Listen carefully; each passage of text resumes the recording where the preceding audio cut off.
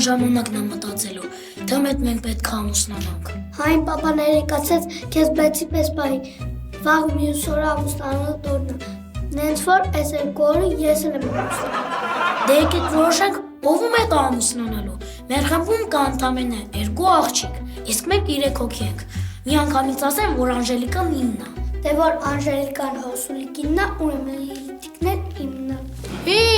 Մի րոպե, բա ես ում հետ պետք է ամուսնանամ։ Չգիտեմ ում հետ ես ուզում ամուսնանաս, բայց ինքը պիտի լինի Անժելիկայի պես հոգատար։ Լիլիթիկի պես բարի,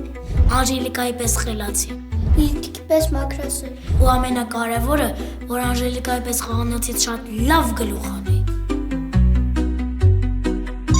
Մի րոպե, ես աչքից հասկացա ում հետ պետք է ամուսնանամ։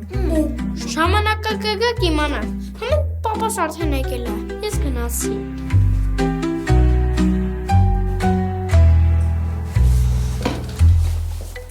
Բալես նայի քեզ ինչ պաղպաղակում բերել։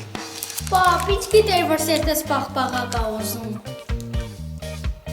Աբուլիկ, էդ հայրական բնազդ է։ Էդ ինչ է։ Դե, որ մեծանաս, ամուսնանաս ու երեխա ունենաս, կհասկանաս ինչա։ Պապ, ես ուզում եմ շուտ ամուսնանամ։ Շատ լավ է բալես, իսկ հարսիկով հələ պատմի տեսնել։ Պապ ինքը շատ հոգատար է, շատ խելացի է, շատ մաքրասեր ու խոհանոցից շատ լավ գլուխ է հանում։ Մի րոպե գուշակեմ, ձեր խմբի Անժելիկան Չէ։